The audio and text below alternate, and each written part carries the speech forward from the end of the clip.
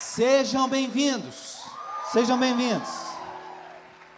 Eu quero já acolher aqui o Padre José Eduardo, quero que vocês o acolham com uma grande salva de palmas.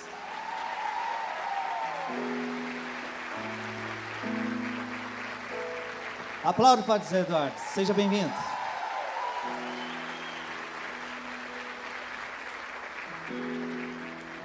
É uma alegria recebê-lo, Padre José Eduardo, pertinho de mim, da Diocese de Osasco.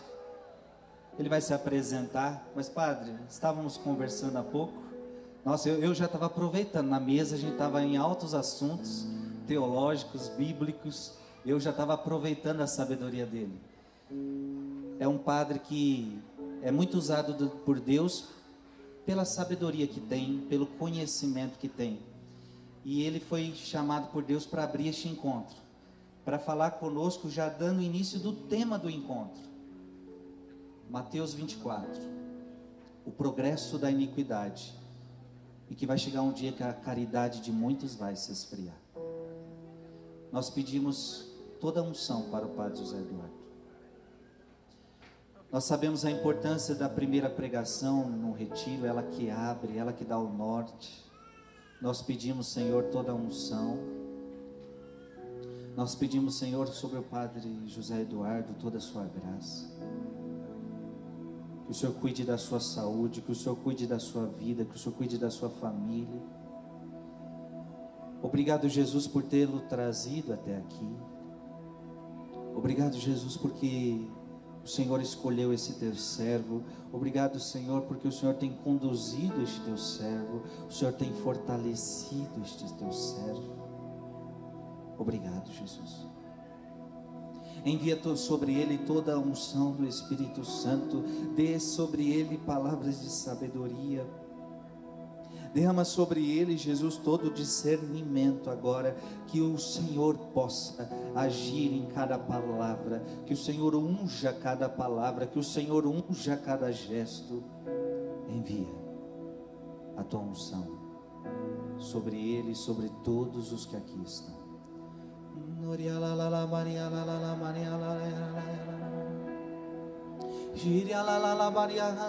la yara la yara la yara la yara la shiria la la la basiria la la nara la la la baria la la la yara la la la yara la la la la la la la shandara la bashiri de de de de horia la la basiri kandala la bashiri di kandara la la la baria la andara la basiri de kandara la bashiri de de de de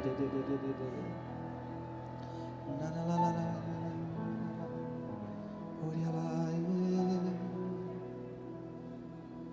Ave Maria, cheia de graça.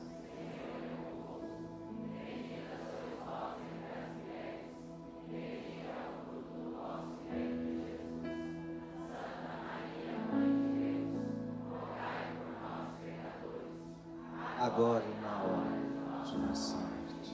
Amém. Vai se sentando. Te amo. Te amo,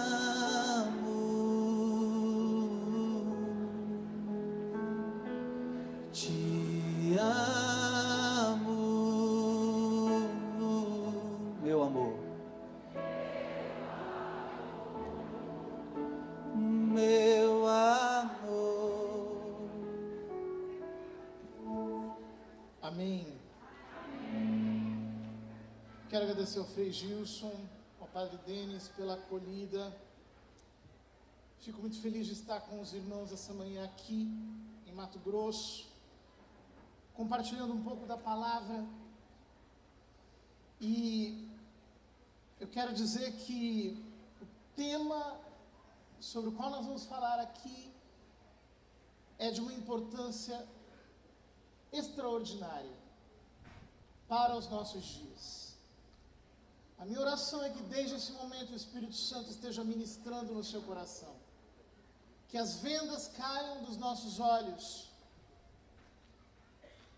Que o Senhor Jesus, por misericórdia, abra o nosso entendimento como Ele abriu o entendimento dos discípulos em Emaús, para que nós possamos compreender a sua palavra e não estarmos debaixo de nenhum espírito de engano. Jesus disse no capítulo 8 de São Mateus que o diabo é o pai da mentira. E por isso nós queremos que desde esse momento toda a operação do espírito da mentira, do espírito do erro, seja desmascarada pela verdade da palavra de Jesus. A verdadeira libertação de que nós temos necessidade, o verdadeiro exorcismo de que nós temos necessidade na nossa vida, na igreja, no Brasil e no mundo, é o exorcismo do espírito da mentira, do espírito da sedução, de tantas falácias que se têm espalhado sobre a nossa geração. Nunca o diabo falou tanto em fake news, para que ele pudesse espalhar fake news. Mas nós temos, respaldados pelo Espírito de Deus, uma certeza: Deus não tem apenas uma notícia verdadeira para nos dar, Ele tem uma notícia boa, Ele tem uma boa nova, Ele tem um evangelho. E a palavra de Deus não pode permanecer de nenhum modo amarrada. O tema dessa pregação está em Mateus 24, 12. O versículo diz: ante o progresso crescente da iniquidade, a caridade de muitos se esfriará. A tradução mais literal diria: e ante a multiplicação da anomia, a palavra grega que aparece aqui é anomia,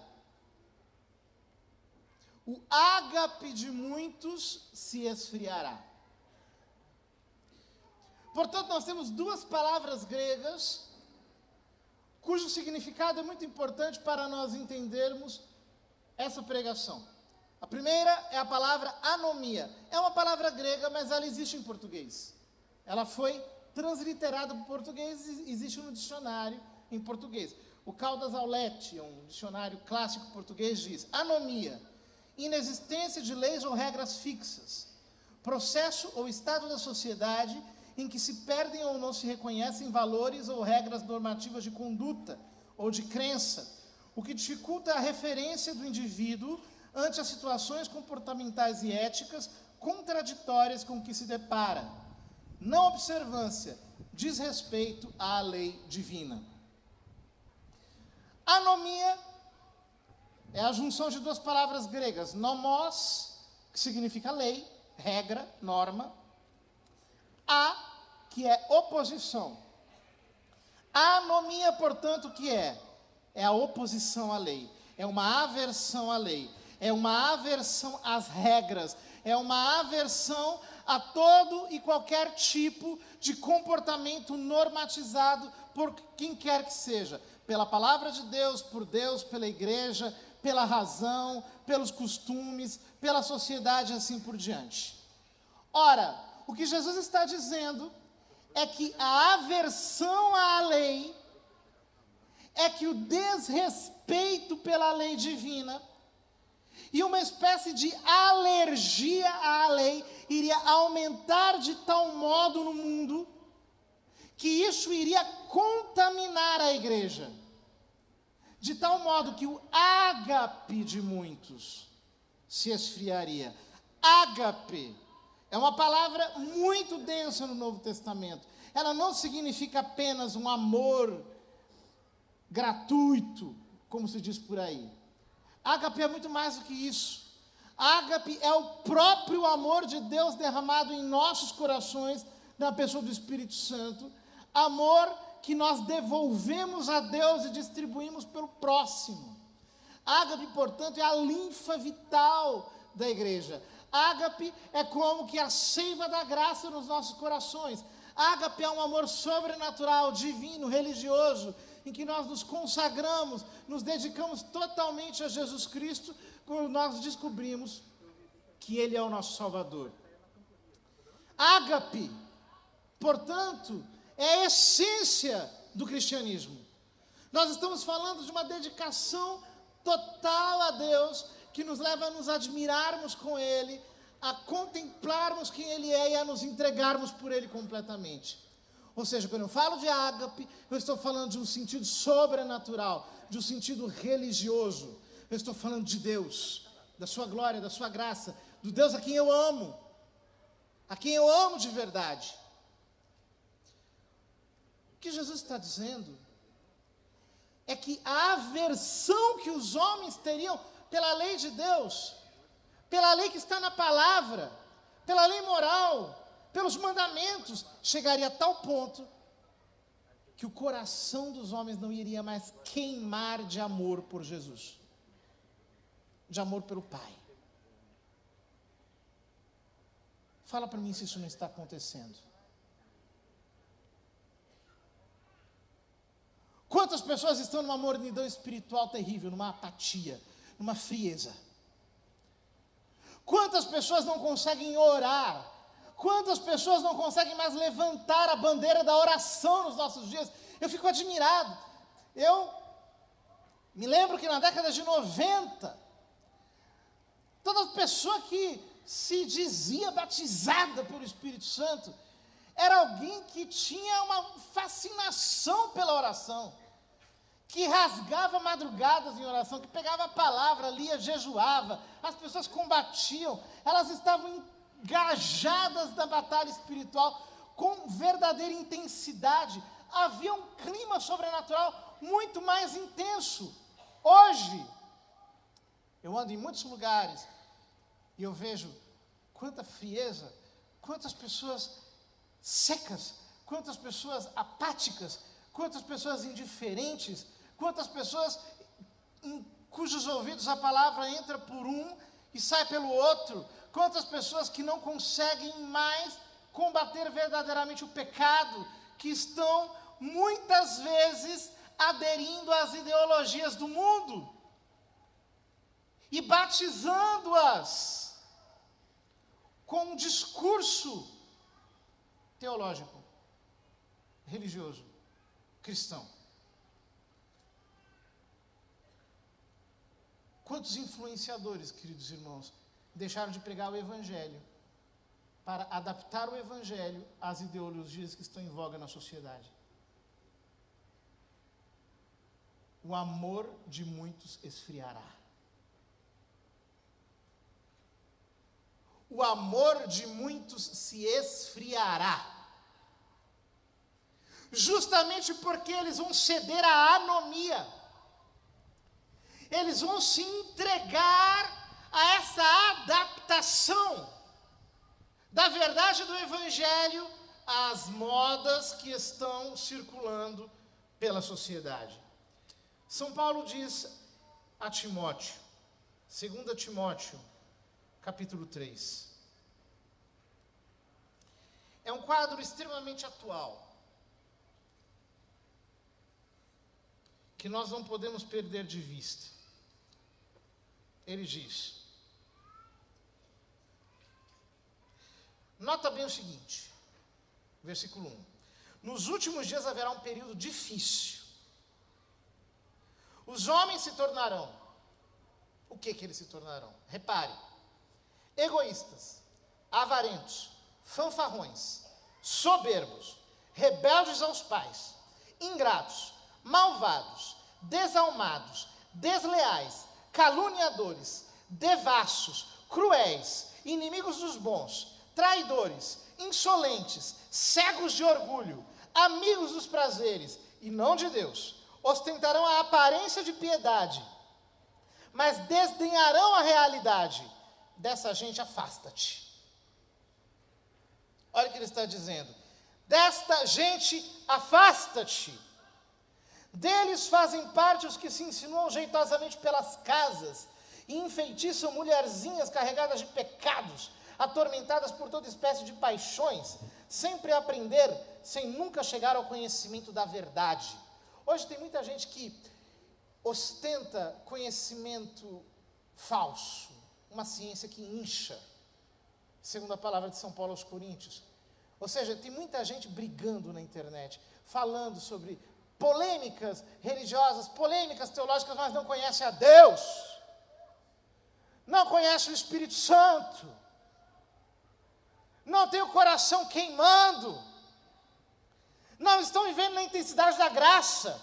Como Janes e Jambres resistiram a Moisés, assim também estes homens de coração pervertido, reprovados na fé, tentam resistir à verdade, mas não irão longe, porque será manifesta a todos a sua insensatez, como foi a daqueles dois. Tu, pelo contrário, te aplicaste a seguir-me de perto na minha doutrina, no meu modo de vida, nos meus planos, na minha fé, na minha paciência, na minha caridade, na minha constância, nas minhas perseguições, nas provações que me sobrevieram em Antioquia, em Icônio, etc. Um pouco mais abaixo, ele diz, capítulo 4, versículo 3, logo em seguida: porque virá tempo em que os homens já não suportarão a sã doutrina da salvação, levados pelas próprias paixões e pelo prurido de escutar novidades, ajustarão mestres para si, apartarão os ouvidos da verdade e se atirarão às fábulas.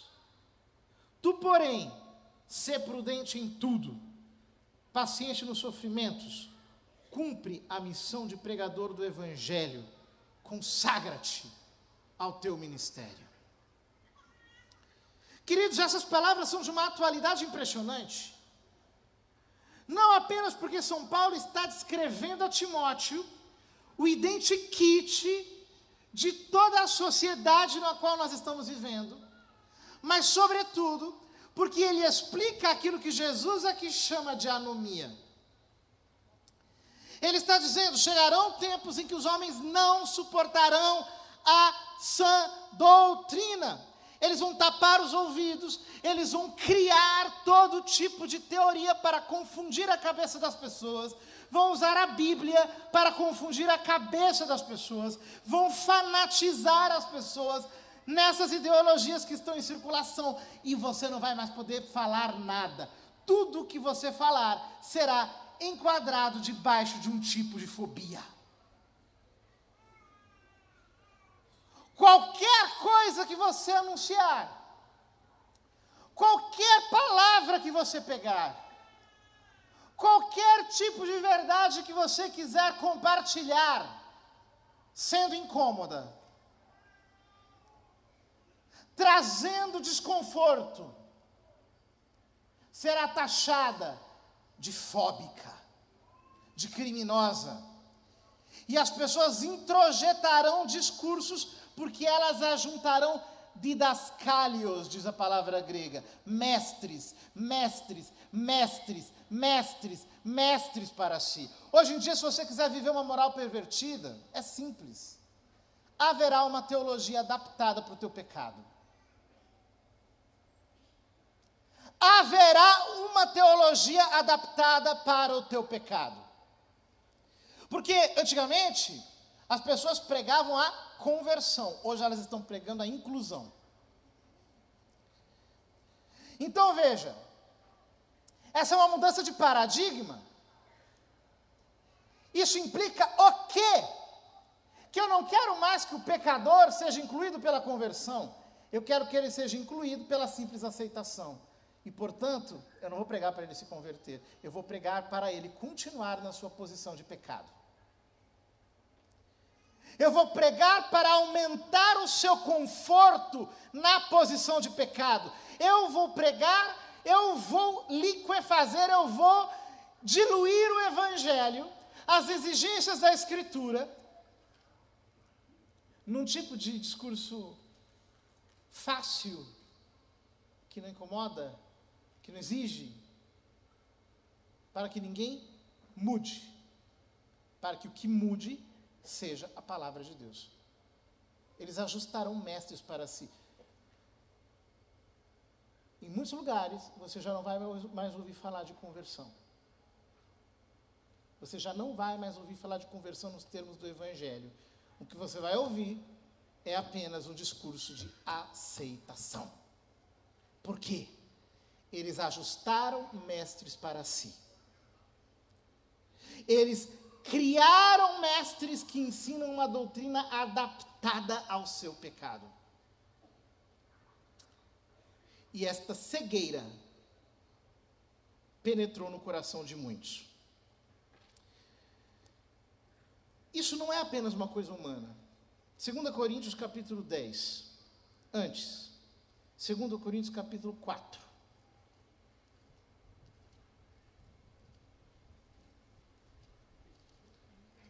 Segunda Coríntios capítulo 4, São Paulo diz: por isso, não desanimamos deste ministério que nos foi conferido por misericórdia. Afastamos de nós todo procedimento fingido e vergonhoso. Veja que coisa, afastamos de nós todo procedimento fingido e vergonhoso. Não andamos com astúcia, nem falsificamos a palavra de Deus. Porque, claro, no tempo dos apóstolos havia imoralidade por todo lado, todo mundo tinha várias mulheres, a imoralidade era uma coisa mais comum do que hoje ainda, hein? Mais comum. Era tudo muito normal naquele período. Ele está dizendo, nós não falsificamos a palavra de Deus. Pela manifestação da verdade, nós nos recomendamos à consciência de todos os homens diante de Deus. Ou seja, ele prega a verdade, Deus é que atesta na consciência. Prega a verdade e a consciência atesta segundo a verdade de Deus. 3. Se nosso evangelho ainda estiver encoberto, está encoberto para aqueles que se perdem, para os incrédulos, cujas inteligências o Deus deste mundo obcecou, a tal ponto que não percebem a luz do evangelho, onde resplandece a glória de Cristo, que é a imagem de Deus.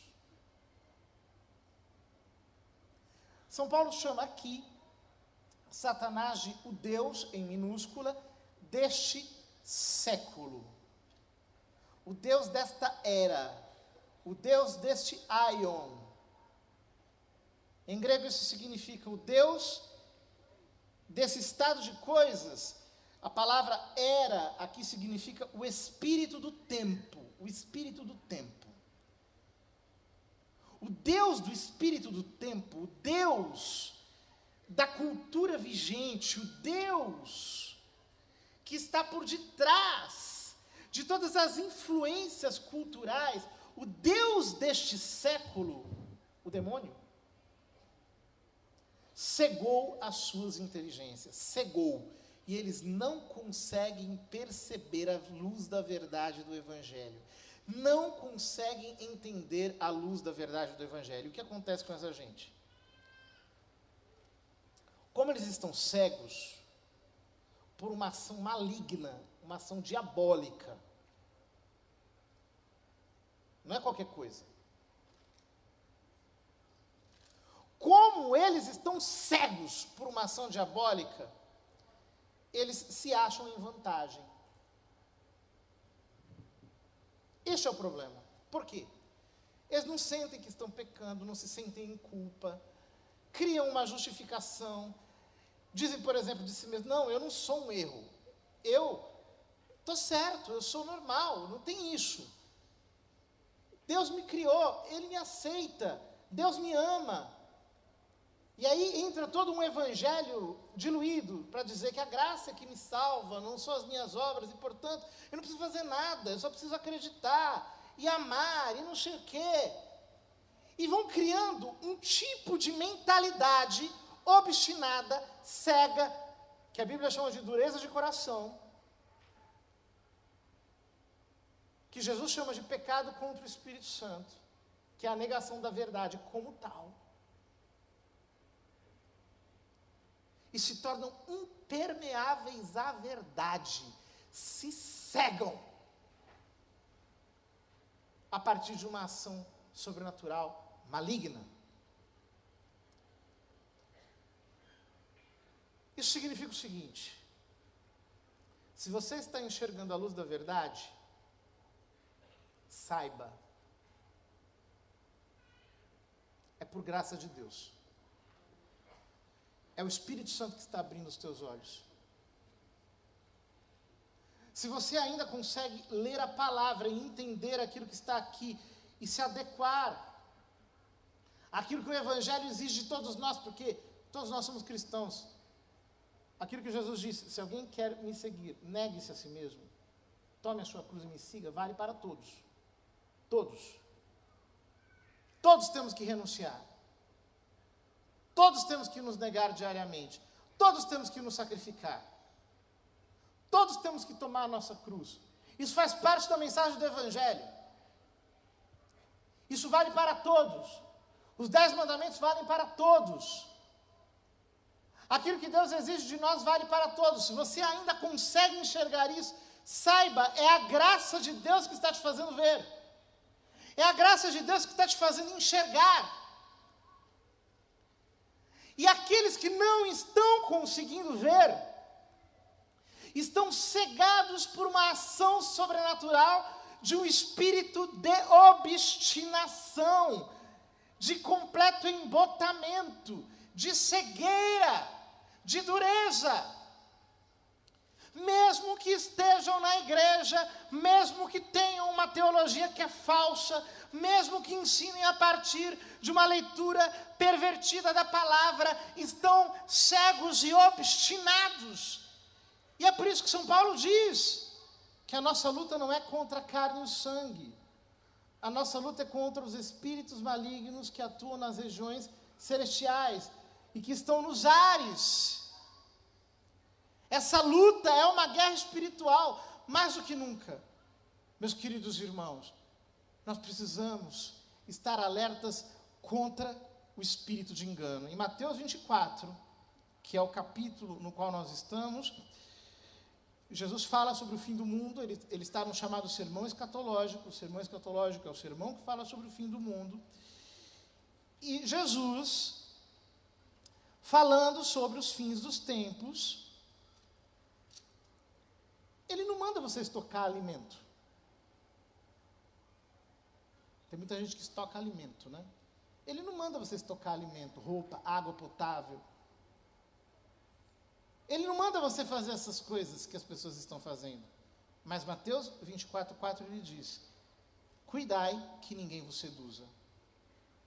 Outra tradução diz: estai atentos para que ninguém vos engane. Para que ninguém vos engane. Por quê? O espírito de engano está cegando o coração dos homens. E eles já não conseguem permitir que a palavra de Deus entre em seu coração. A palavra fica surda dentro deles. É tudo sentimento vazio. É tudo tosco. Não tem um efeito sobrenatural. Cuidado para que ninguém vos engane, de Jesus. São Paulo, em 2 Coríntios capítulo 10, texto que eu amo de todo o meu coração, ele diz: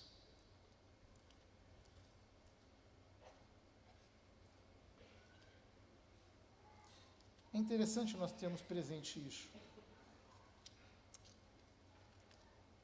2 Coríntios 10.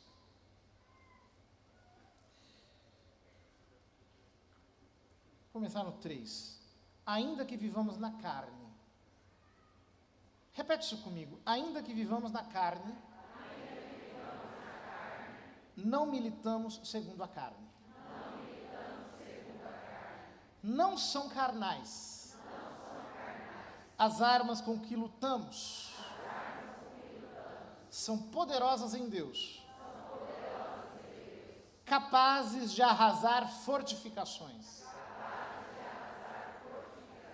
Nós aniquilamos todo raciocínio e todo orgulho que se levanta contra o conhecimento de Deus.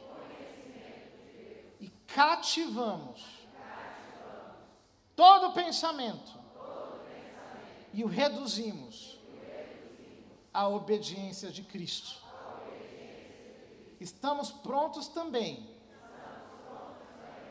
para castigar todos os desobedientes, assim que for perfeita a vossa obediência.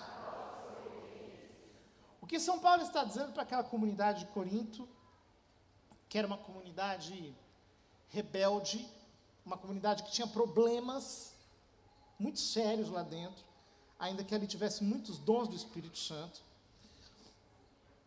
O que ele está dizendo é o seguinte: nós estamos no meio de uma batalha espiritual.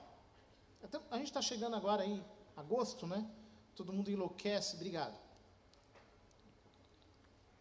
Com a quaresma de São Miguel, todo mundo lutando, etc. Tal. O que a gente pensa? Batalha espiritual. O que é batalha espiritual? Terço na mão, água benta, vela, sal exorcizado, medalha de São Bento, oração de exorcismo. A gente pensa assim, batalha espiritual é isso. O que São Paulo está dizendo? Ainda que vivamos na carne, não militamos segundo a carne. Não são carnais as armas com que lutamos, as armas da nossa milícia. São poderosas em Deus, capazes de arrasar fortificações. Nós aniquilamos todo raciocínio, diga raciocínio. E todo orgulho que se levanta contra o conhecimento de Deus. E cativamos todo pensamento, diga todo pensamento. E o reduzimos à obediência de Cristo. O que São Paulo está dizendo aqui é que batalha espiritual acontece quando nós desmascaramos o pai da mentira, quando nós lutamos contra o espírito de engano, quando nós depuramos os nossos pensamentos, a nossa mente, a nossa inteligência, para retirar dela todo tipo de mentira que foi instalado pela cultura do mundo vigente. Batalha espiritual em nível intenso é quando nós submetemos o nosso pensamento a uma purificação verdadeira pela reta pregação da palavra de Deus, pela verdade que expulsa o erro, pela palavra da verdade que exorciza o pai da mentira. O que São Paulo está dizendo é que o espírito de engano, do qual nos previne Jesus em Mateus 24, opera mediante falácias, mediante falsos argumentos, mediante pervertidos raciocínios. E qual é a nossa missão? Desmascarar a mentira, destruí-la, derrubar as fortificações da maldade, mediante a assimilação da palavra de Deus, que renova a nossa mente. A palavra conversão no Novo Testamento, metanoia, significa literalmente ultrapassagem de pensamento. Nous em grego é pensamento. Ultrapassagem de pensamento, ou seja, mudar a forma de pensar. Alinhar a forma com que eu penso, à forma como Deus pensa e nos revela na sua palavra.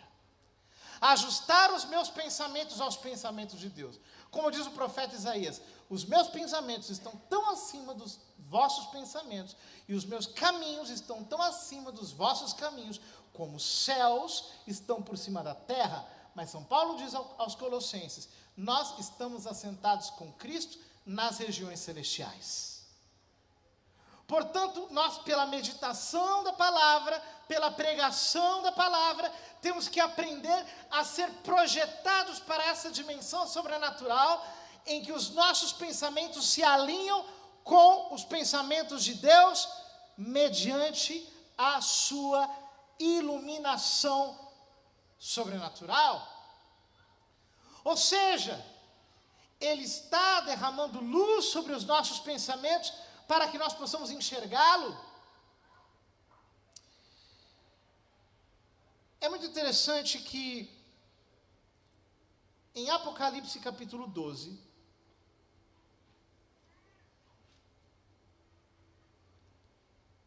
São João diz: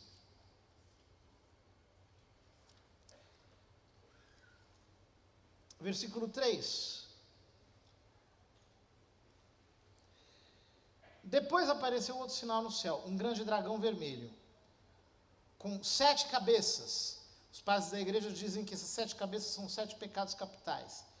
10 chifres, porque com os chifres ele ataca os 10 mandamentos. E nas cabeças 7 coroas, porque por detrás de todos os pecados está o pecado da soberba, o pecado da vaidade, o pecado do amor próprio. Muito bem. Só que no versículo 9, esse grande dragão vermelho com 7 cabeças e 10 chifres, grande dragão, São João diz, foi precipitado o grande dragão. E ele explica, quem é esse grande dragão? A primitiva serpente, chamado demônio e Satanás, o sedutor do mundo inteiro.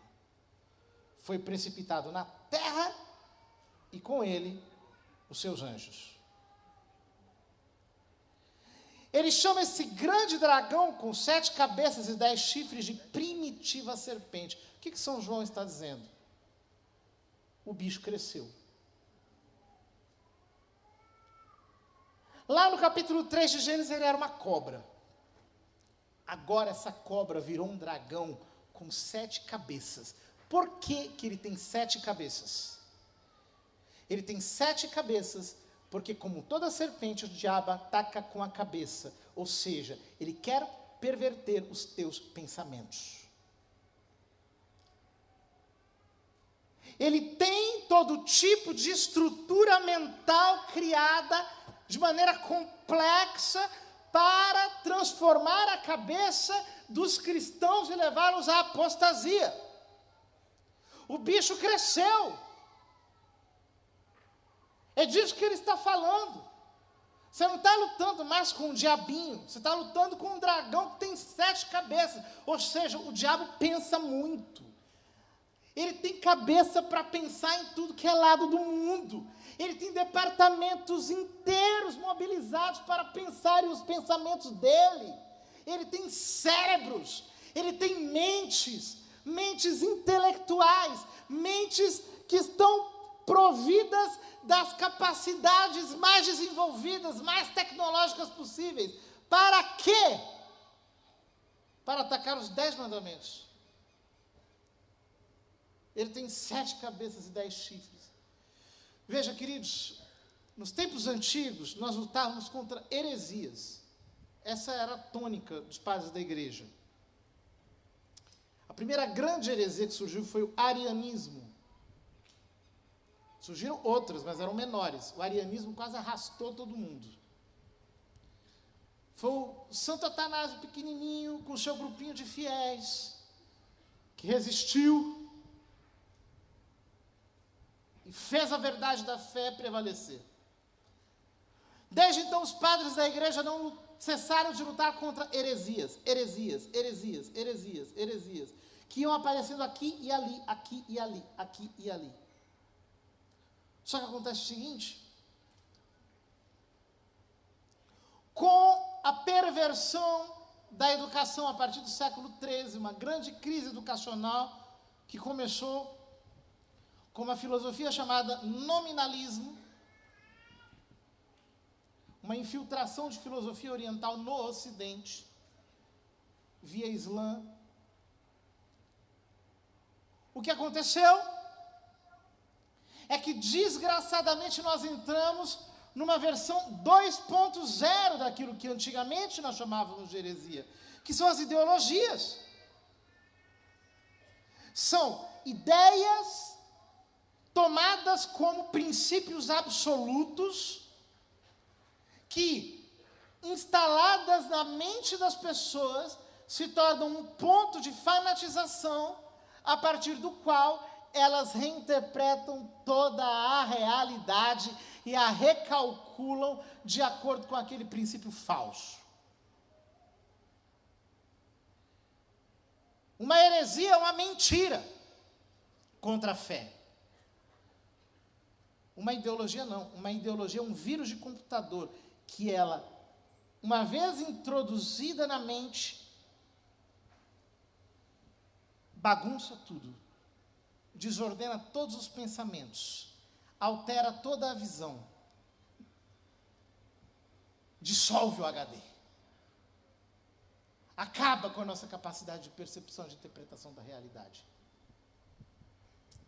E as ideologias se foram sofisticando, até que no século XX surgiram ideologias decorrentes do marxismo, como a teoria crítica, como o desconstrucionismo, como o pós-estruturalismo, que elas são não apenas ideologias, elas são ideologias, digamos assim, numa versão 3.0. São fábricas de ideologias. Elas transformam você num ideologizador.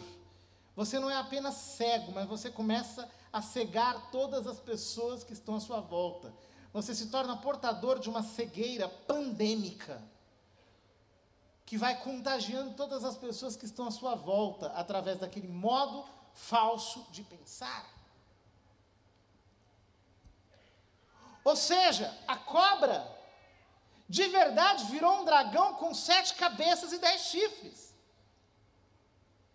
E o resultado disso é que as pessoas, totalmente tomadas por essa forma errônea de pensar, já não conseguem mais enxergar a verdade. 1 Coríntios, capítulo 2,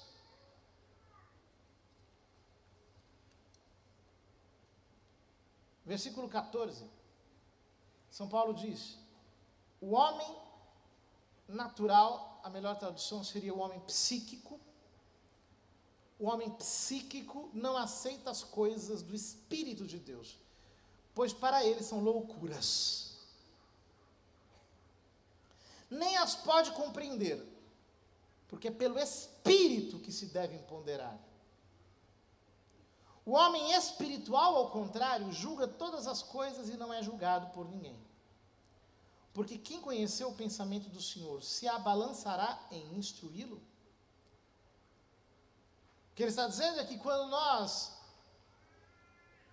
permitimos que a nossa mente seja renovada pela palavra, quando nós acalmamos as nossas paixões, quando o nosso homem animal começa a ser mortificado, quando nós nos aquietamos por dentro, quando o nosso corpo começa a obedecer à disciplina espiritual, e a nossa inteligência começa a ser elevada pela fé, à contemplação das realidades sobrenaturais, nós nos tornamos homens espirituais. O nosso pensamento é formado segundo as categorias do Evangelho. Nós começamos a beber da verdade sobrenatural de Deus. E o que acontece é que, embora Satanás tenha se tornado um dragão com 7 cabeças e 10 chifres, conclui São Paulo, nós, porém, temos a mente de Cristo. Nós, porém, temos o pensamento de Cristo. Nós, porém, recebemos o pensamento de Cristo. Isso é poderoso. Isso é a coisa mais poderosa que existe. Porque isso significa que quando você, cristão, para de consumir o lixo do mundo e começa a beber a verdade da palavra, quando você para de escutar as falácias do mundo e estuda a verdade da fé para desmascarar as mentiras do diabo, o que acontece com você é que em você é instalada a maior força que existe na face da terra, uma força que é capaz de destruir toda fortificação. Deus quer que se levante na nossa geração uma igreja poderosa na pregação da palavra, no desmascaramento da mentira, que venha para destruir todas as falácias com as quais o diabo tem seduzido esta nossa geração. Uma igreja que está banhada no conhecimento sobrenatural de Deus, no conhecimento profundo da palavra, que sai da superfície, que desce para a profundidade e que vem com a autoridade do Espírito para desmascarar o espírito do erro. Deus quer que se levante essa igreja.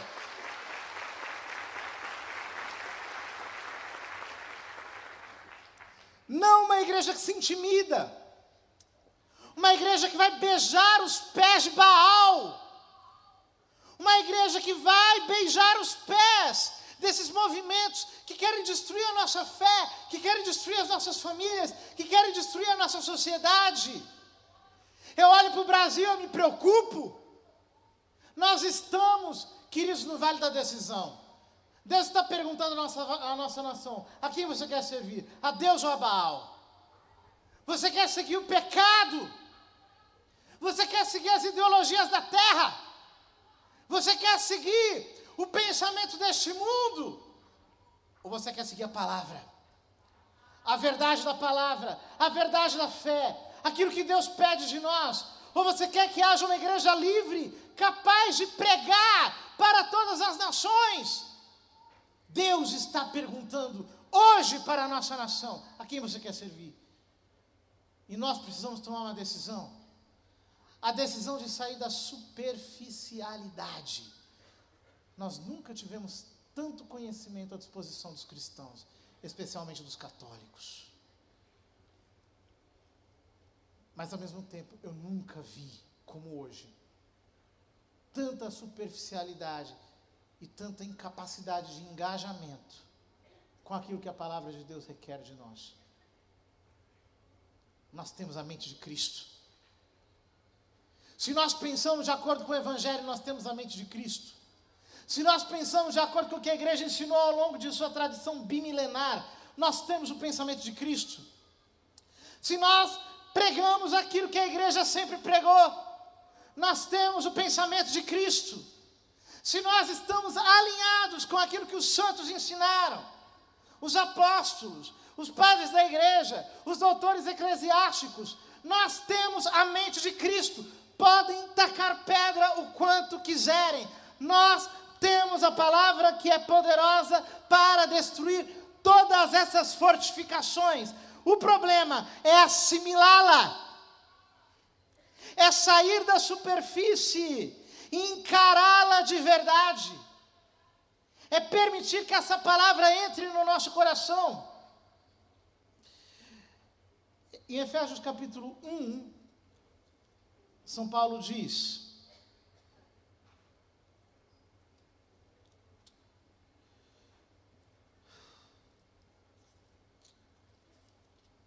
Efésios 1, versículo 17.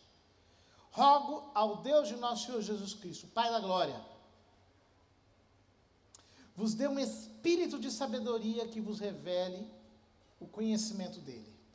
Outra tradução diz: rogo ao Deus de nosso Senhor Jesus Cristo, Pai da glória, que vos dê um espírito de sabedoria e revelação que vô-lo faça conhecer.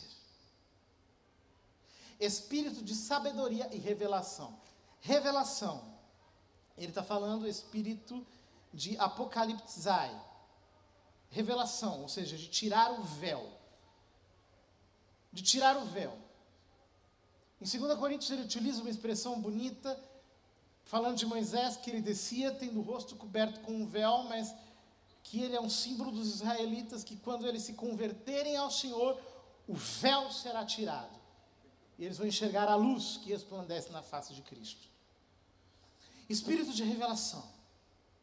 Espírito de revelação, queridos, é o contrário do espírito de cegueira de que São Paulo fala em 2 Coríntios. Espírito de revelação é o espírito que nos dá o conhecimento de Deus. Espírito de revelação é aquilo que nos faz entender quem Jesus é. É uma operação sobrenatural que acontece em nós. Os padres da igreja chamavam isso de revelação interior, sem a qual nós não conseguimos crer. Isso é muito importante nós entendermos. Por quê?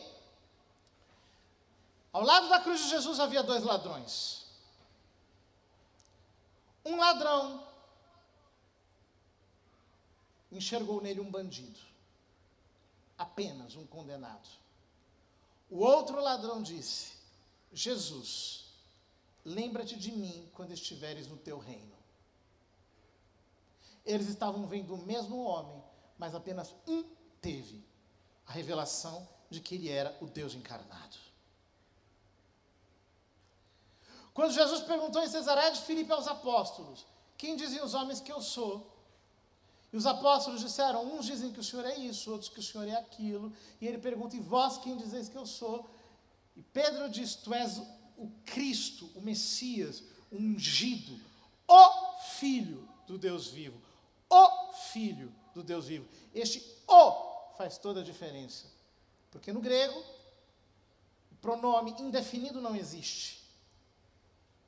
Quando Pedro chama Jesus de o Filho do Deus vivo, ele está dizendo que Deus tem um Filho unigênito da sua mesma natureza e, portanto, que ele é Deus com o Pai. Tu és o Messias, o Filho do Deus vivo. Pedro enxergou que Jesus era Deus. Jesus exultou. Jesus pulou. Jesus ficou alegre. Ele disse: bem-aventurado és tu, Simão, filho de Jonas. Jonas em grego significa pomba. Estava dizendo que ele era procedente, portanto, do Espírito Santo, porque não foi a carne e o sangue que te revelaram isso, mas o meu Pai que está no céu. Não foi a carne e o sangue que te revelaram isso. Foi o Pai que está no céu que concedeu a ele espírito de revelação. Portanto, o que nós precisamos é que a palavra entre em nós com espírito de revelação, como Jesus diz em João capítulo 6, versículo 56, as palavras que eu vos tenho dito são espírito e vida. A palavra tem que entrar em nós com espírito de revelação. Nós precisamos que os nossos olhos sejam abertos, nós precisamos que os nossos olhos sejam escancarados para enxergarmos a luz da verdade. Nós precisamos que Deus infunda sobre nós a sua luz. Isso é uma operação sobrenatural. Eu vejo o mundo envolvido por um espírito de engano. Eu vejo os tempos se tornando difíceis.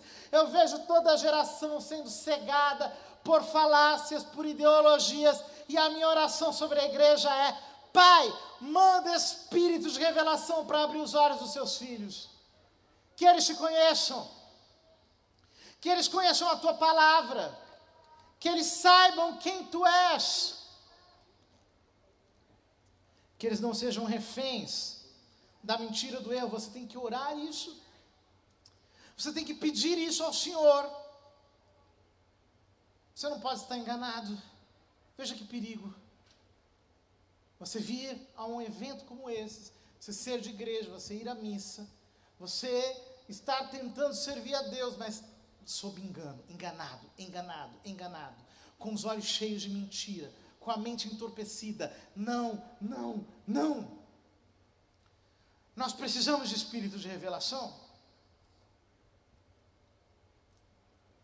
Como diz um pouco mais adiante São Paulo aos Efésios, falando da armadura do cristão. Não é contra homens de carne e sangue que temos de lutar, mas contra os principados e potestades, contra os príncipes deste mundo tenebroso, este mundo escuro, este mundo de trevas, contra as forças espirituais, as forças pneumáticas do mal espalhadas pelos ares. Ele está falando deste espírito de escuridão, contra o qual Deus nos manda espírito de revelação. O profeta Jeremias,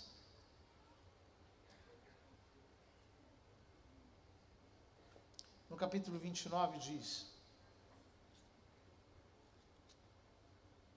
versículo 11. Pois conheço os desígnios que mantenho para convosco. Outra tradução diz, eis os pensamentos do meu coração. Oráculo do Senhor, desígnios de prosperidade e não de calamidade, de vos garantir um futuro e uma esperança. Vós me invocareis e vireis suplicar-me, e eu vos atenderei. Vós me procurareis e me havereis de encontrar, porque de todo o coração me fostes buscar. Permitirei que me encontreis, oráculo do Senhor, e vos trarei do cativeiro, e vos irei buscar em todas as nações, e em todos os lugares por onde vos dispersei, oráculo do Senhor, para reintegrar-vos no lugar de onde vos exilei. Aquilo que Deus está dizendo pelo profeta é que Deus tem pensamento de paz e não de aflição. Pensamento de bem, de salvação, de redenção. O Senhor está colocando em nossos corações desejo de buscá-lo. Buscar-me-eis e me encontrareis, porque me buscareis de todo o vosso coração, de todo o vosso coração, de todo o vosso coração. Quando nós desviamos o nosso pensamento das coisas que acontecem do lado de fora, e nós voltamos o nosso coração para a palavra, o que acontece é que nós deixamos de ser resfriados, segundo o frio e as trevas que estão no mundo. E nós começamos a ter o coração aquecido de amor pelo Senhor. Foi isso que aconteceu com os discípulos de Emaús.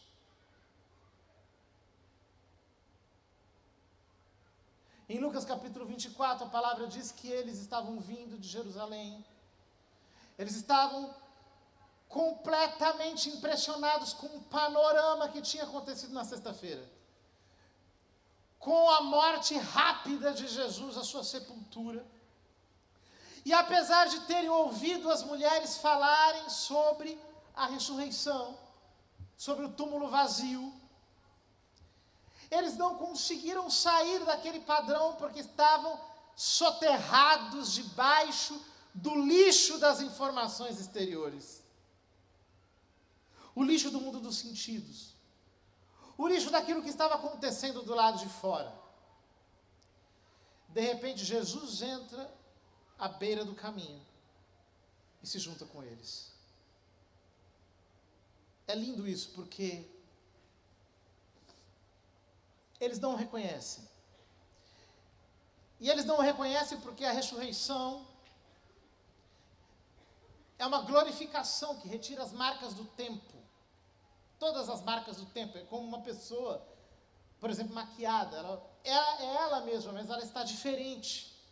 Ela está transfigurada. As marcas do tempo desaparecem. Ele se junta a eles. Ele pergunta o que eles estão conversando. E ele diz, como sois lentos para crer em tudo aquilo que a Escritura diz?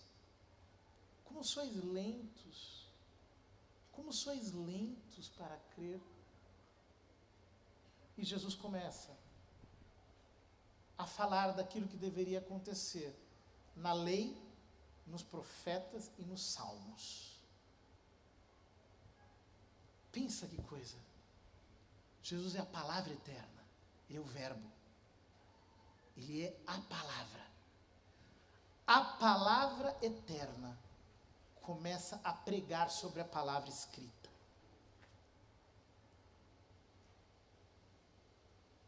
Jesus, que é a palavra eterna, toma a palavra escrita e a partir da palavra escrita começa a pregar para eles. Era isso que tinha que acontecer, era isso que tinha que acontecer, era isso que tinha que acontecer, estava escrito, estava escrito, estava escrito, era isso, ele tinha que morrer, ele tinha que dar a sua vida, mas ele vai voltar, ele vai ressuscitar, está escrito, está escrito. Ele faz aqueles homens voltarem para a palavra. Quando eles chegam em Emaús, ele parte o pão e desaparece. Então eles olham um para o outro e dizem, não ardia o nosso coração enquanto ele nos anunciava a palavra pelo caminho. Ou seja, quando você para de escutar as circunstâncias e você se conecta com o mundo eterno da palavra, na palavra escrita, quando você medita a palavra, quando você deixa a palavra entrar no seu coração verdadeiramente, o Espírito Santo vai fazendo o seu coração queimar de amor por Jesus. O Espírito Santo vai fazendo o seu coração queimar de amor por Jesus. É verdade, diz Jesus em Mateus 24:12, o progresso da anomia vai aumentar e a caridade de muitos, o amor de muitos esfriará. Mas ele não diz de todos. Sabe por que ele não diz de todos? Porque ele vai voltar e ele vai encontrar a sua igreja na terra. E a sua igreja vai estar queimando de amor por ele. A sua igreja não vai sucumbir à frieza do mundo. A sua igreja não vai cair na infidelidade. É verdade que muitos na igreja vão se desviar. Muitos vão cair na apostasia. Muitos vão perverter a pregação do evangelho. Você vai ouvir coisas horrorosas em muitos púlpitos por aí. É verdade.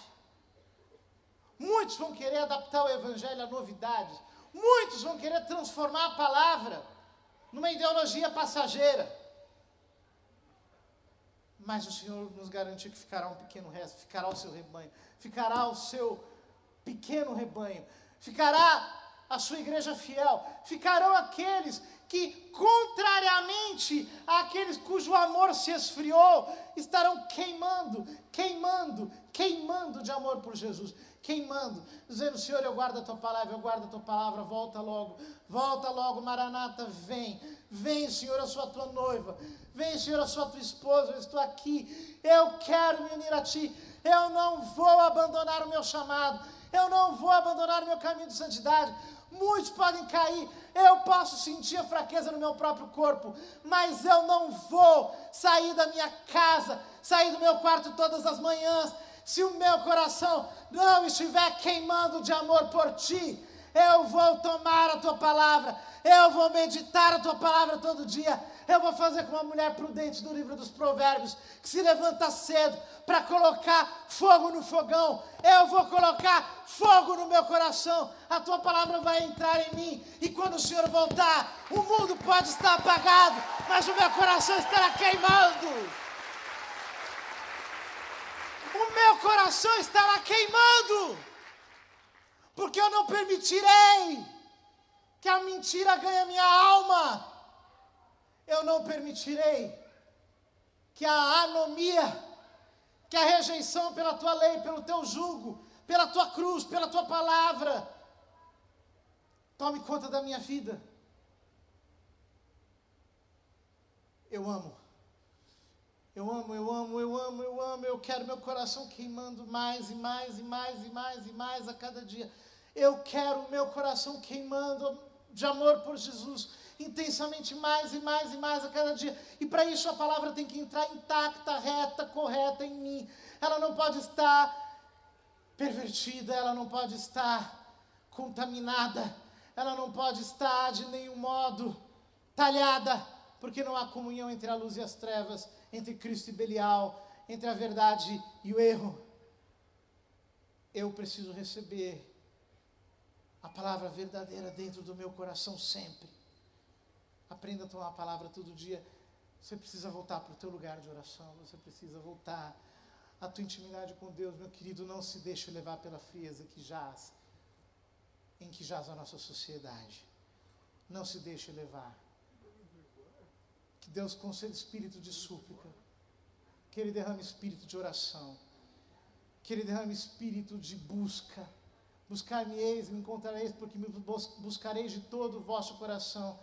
Que o Senhor te faça buscá-lo mais e mais e mais, que você saia de toda inércia, de toda paralisia, de todo tipo de apatia espiritual, de indiferença. Eu quero te chamar hoje a voltar para a obediência.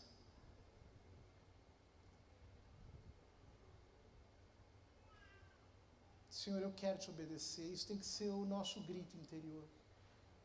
Senhor, eu quero te obedecer. Eu rendo a Ti o meu amor, toda a minha devoção, toda a minha adoração, toda a minha obediência. Eu me consagro a Ti, eu tenho um Senhor. Eu dei a minha vida inteira para Ti. E eu não quero de volta. Isso é conversão. Isso é novo nascimento.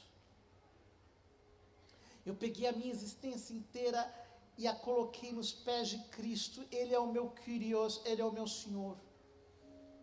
É Ele, é o que Ele pensa que me importa, é o que Ele ama, que eu amo, é o que Ele rejeita, que eu rejeito. É isso. Eu quero te convidar à conversão. Eu não sei quais têm sido os teus caminhos, as tuas dificuldades, as tuas lutas. Eu não sei qual tem sido a tua mais difícil barreira espiritual nesses tempos. Mas eu quero te chamar a fé, a essa dedicação inteira do teu ser a Ele, sem reservas. Isso aqui não é um self-service, em que nós ficamos escolhendo aquilo que nós gostamos ou não. Isso é uma entrega real, radical, é uma dedicação, uma consagração de todo o ser. Eu quero estar amarrado a Cristo, eu quero estar vinculado inteiramente a Ele. Eu quero me vestir dessa armadura de que fala São Paulo aos Efésios, não são só palavras vazias. É uma armadura que me envolve por inteiro, é capacete, é couraça, é sandália, é escudo, é espada, é cintura. É o ser inteiro que precisa ser envolvido. Eu não quero fazer que nem aquele jovem de Marcos no capítulo 15, que estava coberto apenas com o lençol, e que quando os homens chegaram, ele sacudiu o lençol para longe e saiu correndo. Eu não quero sair correndo. Eu quero ser preso. Eu quero ser pego. Eu quero ser capturado. Eu entendi o que é salvação. Eu entendi o que é a cruz, que é um pacto de vida e morte. Ele deu a vida dele para mim, para que eu dê a minha vida para Ele. Ele se fez homem, para que eu volte para Deus. Ele se fez filho do homem, para que eu me torne filho de Deus. Salvação não é brincadeira. A porta foi aberta para que você entre e não volte mais atrás.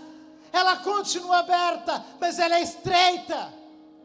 Ele diz: estreita é a porta e apertado o caminho que conduz à vida. É hora de voltar para a cruz e de dar tudo para Jesus Cristo.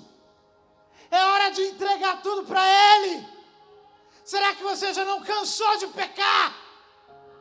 Será que você já não cansou dessa mesmice, dessa carnalidade, desse engano, desse modo de levar a vida espiritual fraco, claudicante?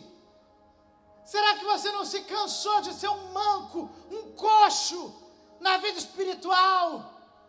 Hoje a palavra, aqueles 4 amigos trouxeram você aqui, em cima de uma maca. Você está aqui, como aquele paralítico, e em nome de Jesus eu te digo, levanta e anda.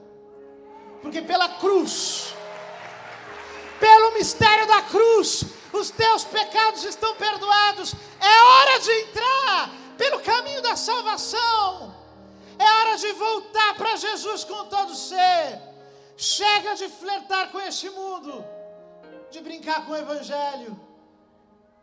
É hora de voltar. Senhor, eu te amo de verdade. Isso aqui não pode ser apenas uma palavra vazia. Senhor, eu te amo com todo o meu coração. Tu és o meu Senhor, eu te dei a minha vida. Tu és o meu Deus, Tu és tudo para mim. Tu és o meu Salvador. Reveja as tuas escolhas. Chega de ficar na superfície. Chega de ficar à margem. chegou a hora de entrar para dentro das águas. Fique em pé.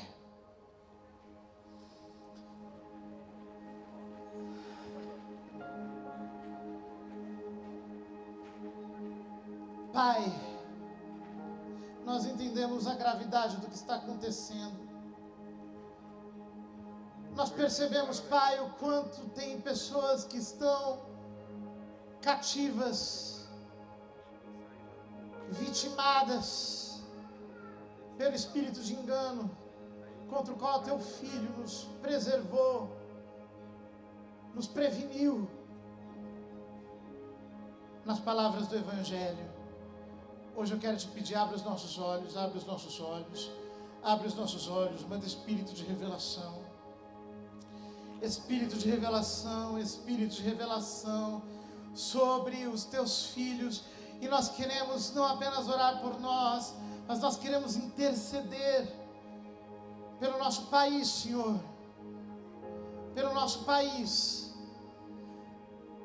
Abre, Senhor, os olhos dessa nação. Remove todo espírito de cegueira. Remove todo espírito de engano. Remove todo espírito de fanatismo, obstinação. Senhor, quanta mentira, Senhor. Quanto o pai da mentira tem seduzido. Hoje nós te pedimos, Senhor, envia, Senhor, sobre a nossa nação espírito de súplica. Nós como Tua igreja, nós como Teus servos, Senhor, nós como Teus intercessores te pedimos, Jesus, Jesus, Jesus, Jesus, traz espírito de revelação, tira as vendas dos olhos, Senhor, desmascara, Senhor, a mentira. Desperta, desperta, desperta os corações que estão dormindo, Senhor. Desperta todos aqueles que estão, Senhor, paralisados na sua consciência, na sua mente entorpecida. Faz o nosso coração queimar de amor por Ti. Faz o nosso coração, Senhor, mais uma vez queimar de amor por Ti. Nós queremos voltar para Ti nessa manhã, Senhor. Nós queremos voltar aos pés da Tua cruz, entregar a nossa vida a Ti, Senhor, como nosso Salvador mais uma vez, entendendo que isso não é uma brincadeira, isso é um pacto de vida e morte, Senhor.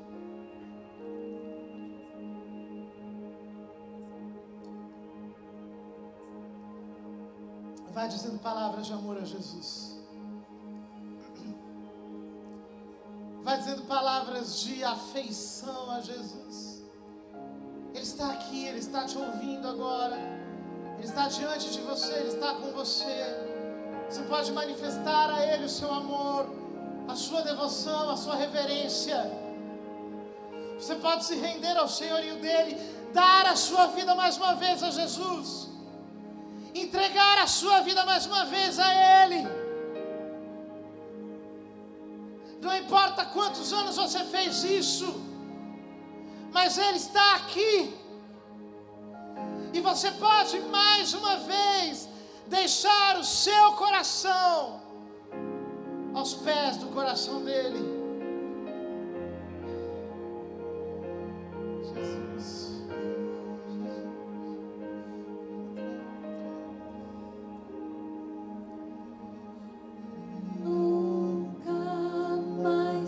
Te deixar, não posso, quero ser completamente teu. Para mim, o mundo ficou para trás, para sempre viverei só o que Deus sonhou para mim. Canta forte, nunca mais vou te deixar. Nunca mais vou te deixar. Não posso, quero ser completamente teu. Para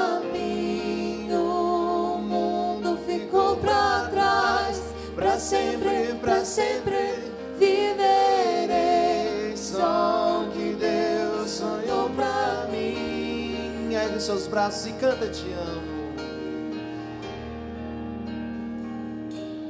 Te amo.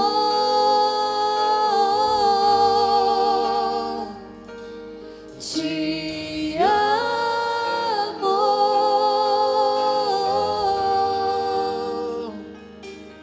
Te amo. Meu amor, meu amor.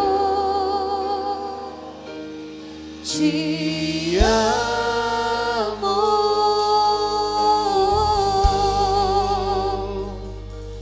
Te amo.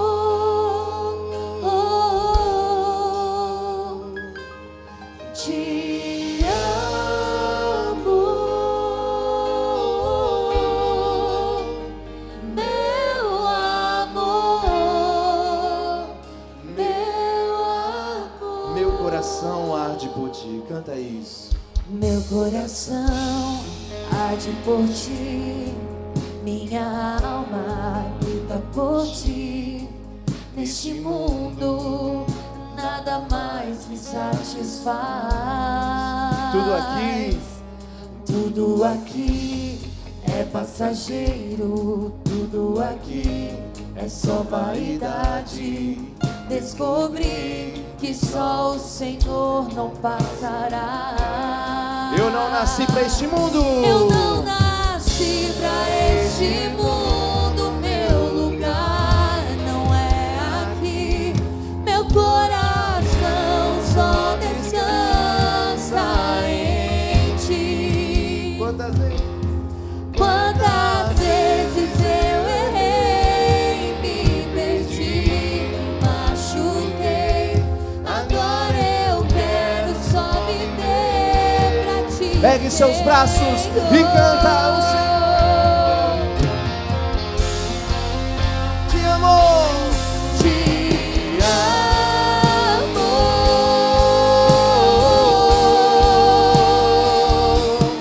Te amo.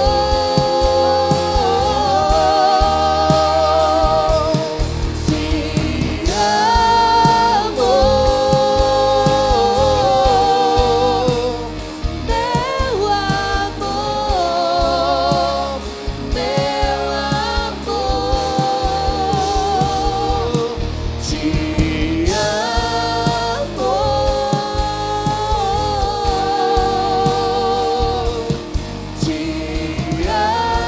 amo.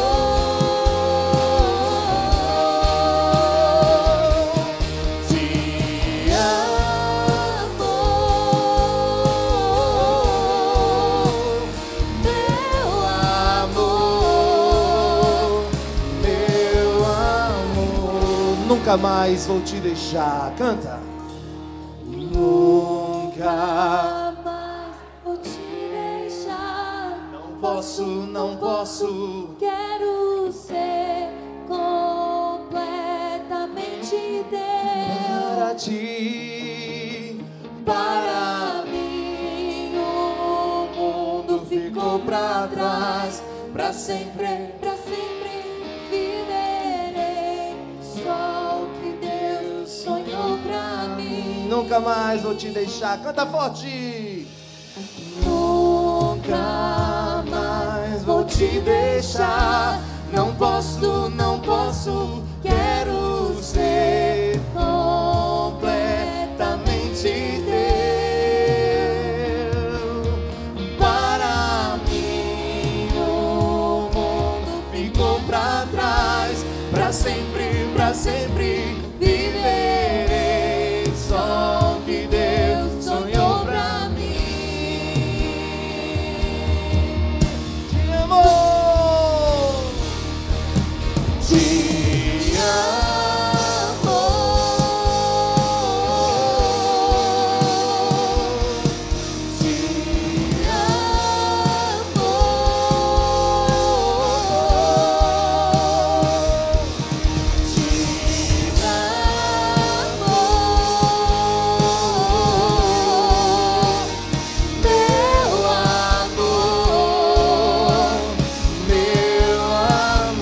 tua voz. Te amo, Deus. Te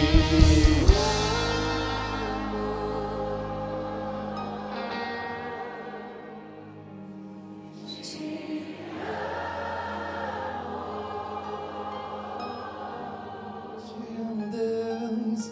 Te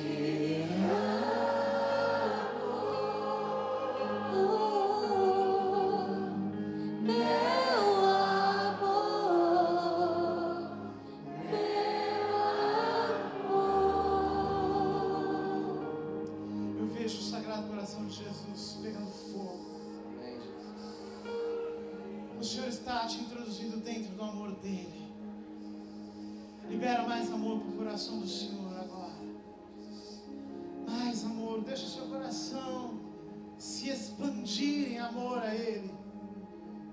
Nessa declaração da sua igreja apaixonada, da sua noiva incendiada de amor por Ele. Mais, mais, mais. Mais, mais, Senhor.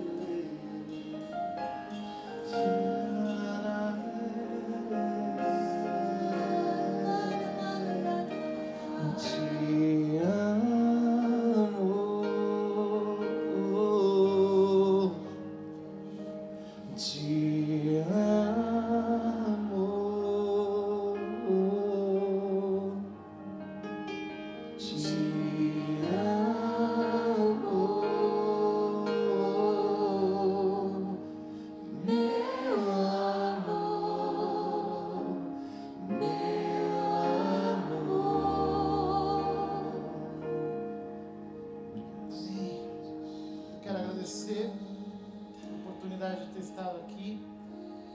Queria te convidar para uma pequena ação agora, no final dessa pregação. Se você puder, pega o seu celular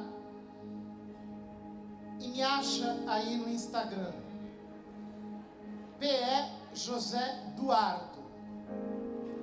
Se você não me segue, me segue. Vai ter aí um coração em chamas, um coração pegando fogo. Eu preparei isso antes de vir para cá hoje de manhã. Você pode compartilhar esse coração em chamas como uma imagem do seu coração pegando fogo por Jesus, e como um sinal de que de hoje em diante você não vai mais sair de casa antes que o teu coração esteja pegando fogo de amor por Ele. Amém? Amém. Amém. Obrigado. Viva Jesus!